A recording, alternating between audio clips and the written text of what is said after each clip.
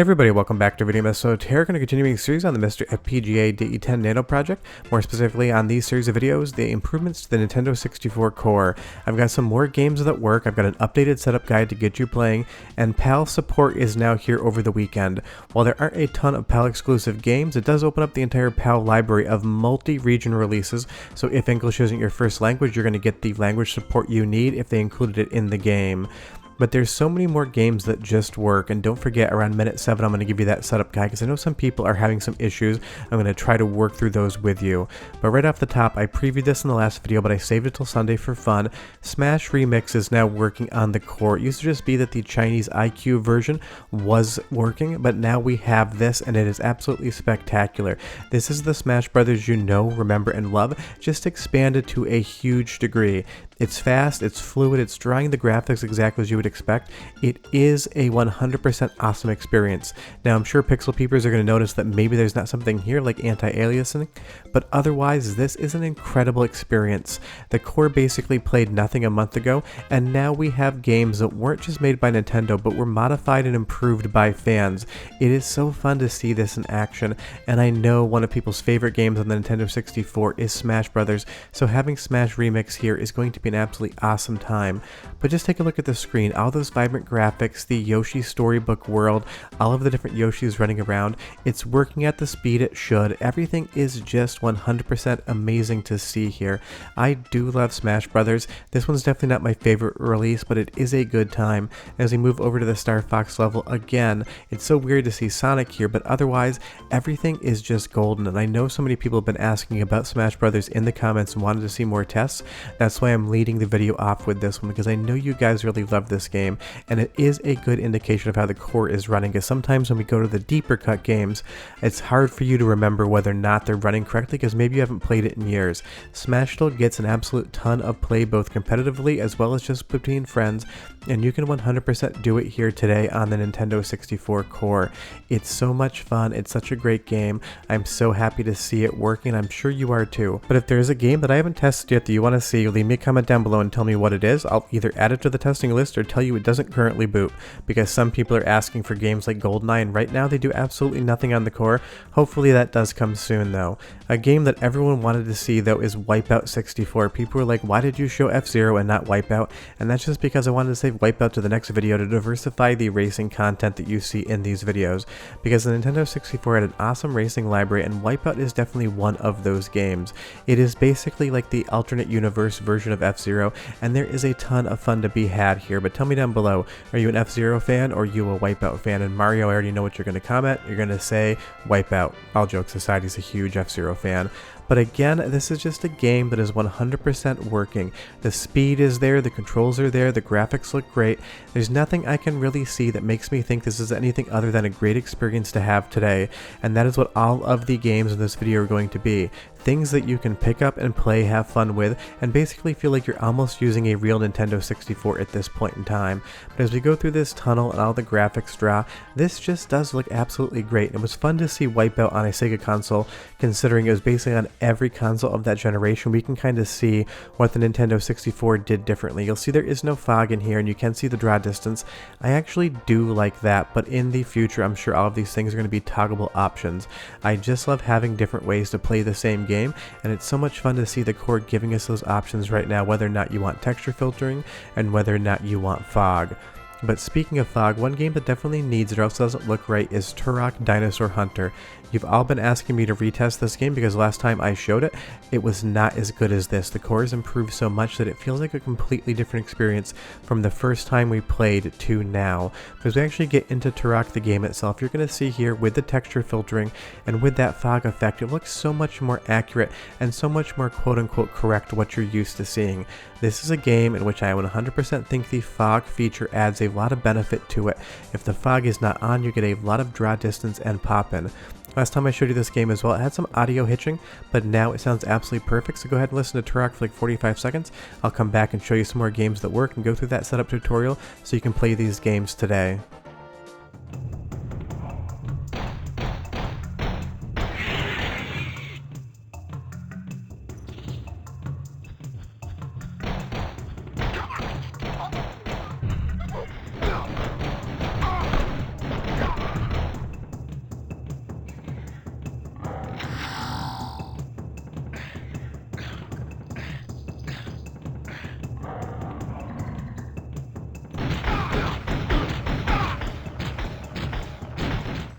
Sounds good, it looks good, plays good, it's everything you want out of Turok, and like I said earlier, as you see that fog receding into the background and it hides the draw distance on this canyon here, this is an example of why the Nintendo 64 had the fog in the first place and how it really does benefit some games. There's certain titles that I think the fog is basically just hiding bad performance and it doesn't look right, but in Turok it actually gives life and a little bit of atmosphere to this world.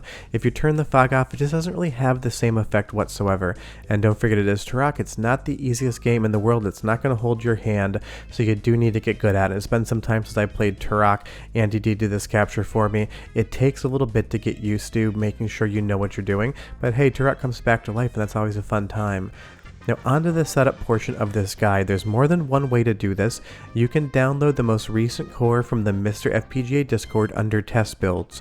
Whatever's the most recent by date is going to be the one you're going to download, and you'll see here today we have PAL implementation, so you can use a PAL region PIF to get those PAL games running. You don't have to ever touch it if you don't want to, but it is there for you. You can just download that core. Now secondarily, Vampire has an FAQ website that is going to walk you through some of these things as well, and there is a script to make sure that you get updated to the most recent Nintendo 64 core as well if you don't want to do manual installation.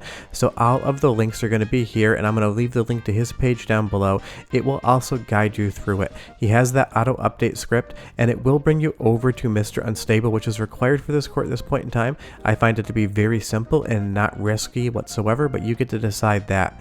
You do need the Nintendo 64 database.txt file, and it is case sensitive. You want to right click on the link and you want to make sure that it is saving with a capital N. If it's a lowercase n, you're going to have issues, so be aware you do need that file, and it does need to be case sensitive. Now if you do want to go over to Unstable MiSTer, all you need to do is rename your MiSTer file to MiSTer.back, and then you can add in the MiSTer Unstable from Discord or from Vampire's script that's going to do it for you, and it'll rename itself. But if you do want to manually install these, if we go into the consoles folder, you're going to see a bunch of different Nintendo 64 cores I have. This footage is slightly old, but it's the exact same concept, so if the dates don't match, don't worry about it.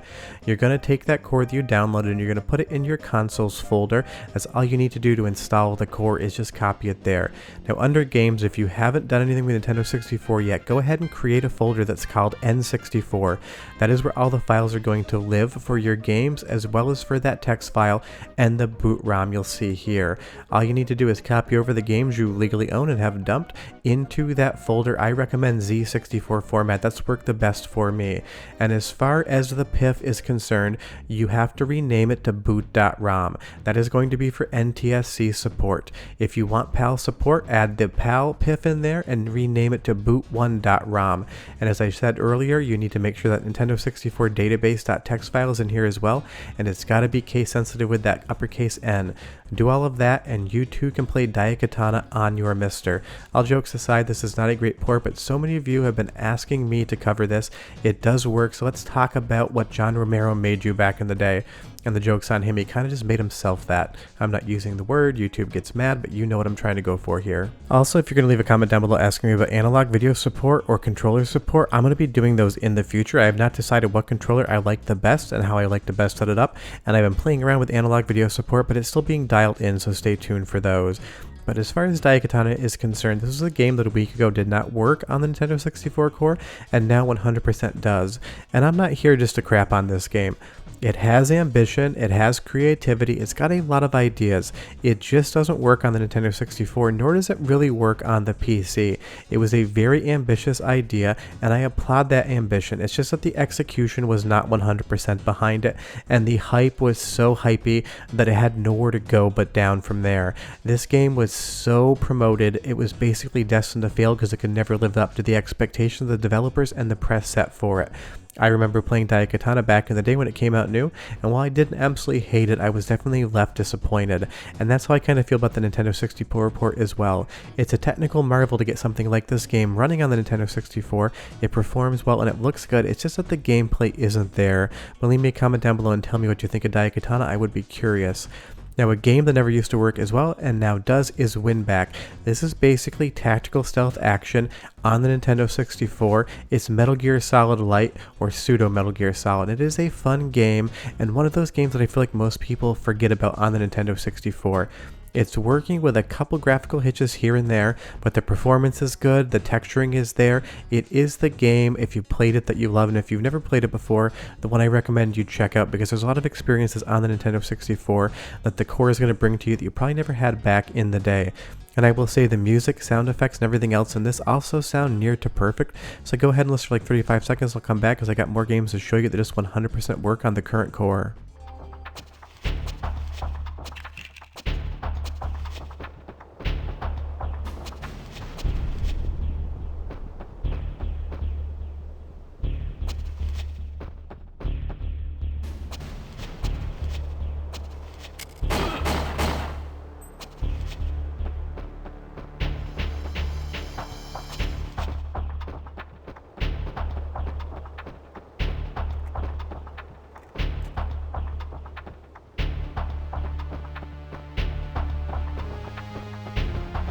Sounds really good, and Winback is a ton of fun. It's obviously never going to rival something like Metal Gear Solid on the PlayStation 1. It was definitely trying to, and Metal Gear Solid is going to stand on its own, but this game is a lot of fun, and I am curious who's played it. Leave me a comment down below and tell me if you played Winback back in the day or more recently, or if you're new to this game as well, because I probably played this 10 years ago via emulation, but I have not come back to it. I'm super looking forward to getting another playthrough in on the MiSTer FPGA core. It's got that Metal Gear Solid vibe I know and love, but it does different things, and I love that your cover can be 100% destroyed here. And like I said earlier, this is a game that a week ago did not work whatsoever. Now it is here working, but of course, like every game on this list, it's possible that 3-4 hours in it's going to freeze and you're not going to be able to continue.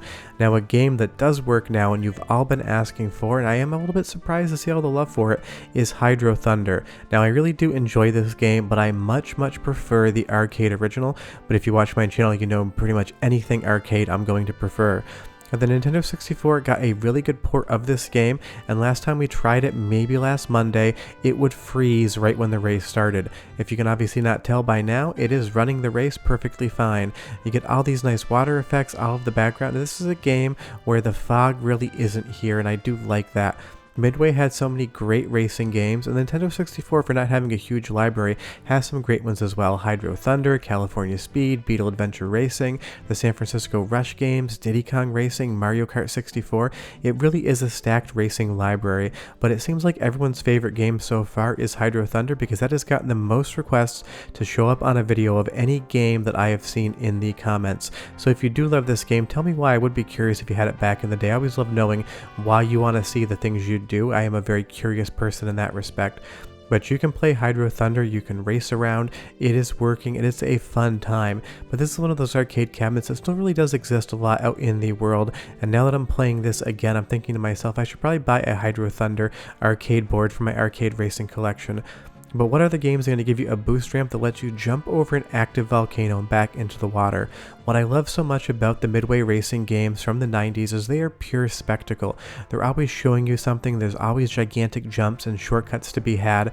Midway was probably second only to Sega in my opinion as far as racing games are concerned in the arcades, and on consoles they had a really good showing here on the Nintendo 64. You can see I can finish a race, we're in 5th place, everything is gold. As we move into the next race, it is going to suffer a freeze though. This is a game that 100% works until it doesn't. You come around this little corner here and it's going to hard lock up. Why? I'm not sure. That's just what happens. Moving on to Mace the Dark Ages, another game that a lot of people requested, and one that I think is definitely a good B-tier fighting game, is working on the core, but it actually does some interesting things visually that I will point out as we get to them. But this is another 3D fighting game on the Nintendo 64, and honestly it's one of the better 3D fighting games. The Nintendo 64 doesn't have a library known for amazing fighters, but this one is here, and it is one of my favorites just because of the tone and the setting and the weapons-based combat. It has a different vibe that you weren't used to seeing, and I think it 100% does work. But you'll see here, and I didn't increase the screen size to hide this, there's a blue border around the video sometimes. It must be some sort of video mode that Nintendo 64 is showing here, and you're not really supposed to see this blue based on a 4:3 aspect ratio when you would have this on a CRT. It's not uncommon at all to have things on screen that you weren't supposed to see when you're using a capture card or a modern television. The bezels on the CRT kind of hid some of these things, so I would be curious as to why it's doing that. If you know, leave me a comment down below. But again, it's a game that's just 100% playable. You can get from start to finish, you can see the credits, you can put all of your different button inputs in and get special moves out, and it also looks really good while doing it. And honestly, that's all you can ask from a work in progress core, let alone a finished core. The sound does have some weird wiggles in it, and I will let you listen to those shortly, but I do love in this game that the ring out isn't an automatic loss. You take damage while you're there until you can get back in. But go ahead and listen to the sound for 30 seconds. You can hear that it is near to correct, but there seems to be a little bit of stuff going on, and I'll come back and show you more Nintendo 64 games that just work.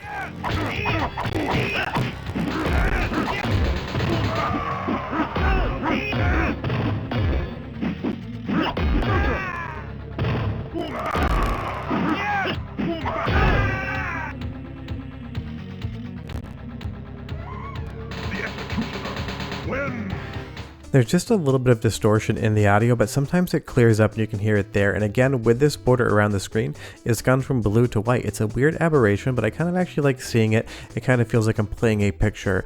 Now again, so many of you asked for Tetrasphere now that the core has improved. The amount of love out there for Tetrasphere is huge, and I was actually surprised by it. Because while I love Tetris, and I've got multiple versions of the Grandmaster on Taito Type X arcade boards, and I have played Tetrasphere, this game breaks my brain just a little bit. Having Tetris on a sphere in full 3D definitely is not something that I am 100% used to, but it is a fun game, it's a fun experience, and it's a fun pivot on the Tetris formula.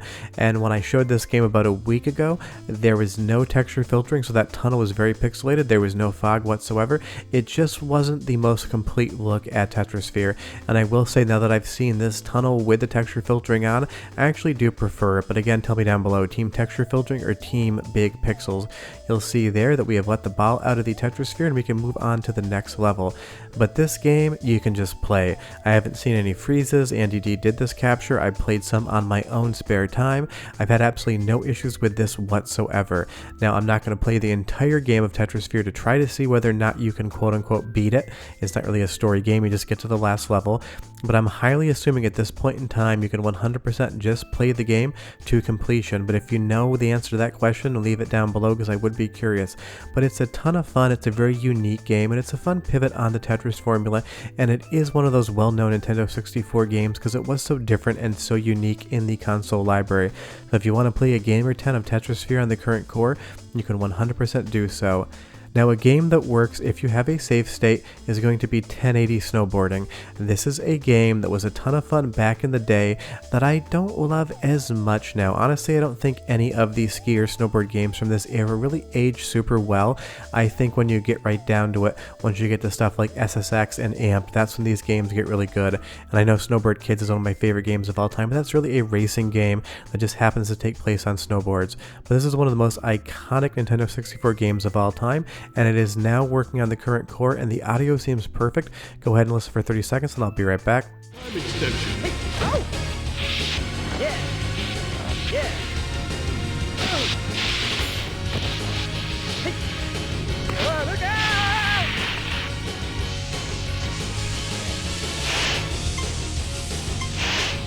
Hey! Ow! Hurry up! Just sounds perfect in my ear, but if you hear anything, let me know down below. And of course the half pipe will work as well, but I will say it's a very frustrating experience in half pipe in 1080. It takes a lot of learning curve, which is actually really accurate to real life. Learning how to ride a half pipe when I was like 10 or 11, if you don't pop at just the right point in the lip, you're either going to deck out or you're going to end up in the middle of the half pipe, and I learned the hard way a very long time ago exactly how to get it done. Now moving on to a soccer game for my PAL friends. This is not a PAL ROM, but we did tell you that PAL features are here. FIFA 98, and I maybe upset you because I said soccer. From this moment on, I will call it football. Football games are super popular, not just in the US, but obviously over in Europe where this sport dominates. There's been football games basically on every single console back from when the 8-bit generation started all the way up until the PlayStation 5 and Series X generation now. And they are hugely popular games. They were super popular on Nintendo 64 as well, and FIFA 98 is just 100% working. But tell me down below, are you a big football fan, especially if you're in Europe, and do you play these games? Because I don't know anybody in the US that is a really big fan of football, the game or the sport. It's just not something that ever took off here, and it's not a genre of video games that I ever really play. But honestly, I don't really play any sports games whatsoever. It's just never been for me. If I want to play a sport, I will go outside and do it. Not to judge people who don't play sports, it's just never been a genre I've been 100% into. But if you want to play FIFA 98 on the current core, you can sit down, you can get a match in, and if you're any good, maybe you will score a goal. But this one's going to come up to a 0-0 tie at halftime. And honestly, it moves quicker than a regular football game, so that is kind of fun. All of these sports just take a little bit too long to watch if you're watching on TV. But that's the current state of the Nintendo 64 core.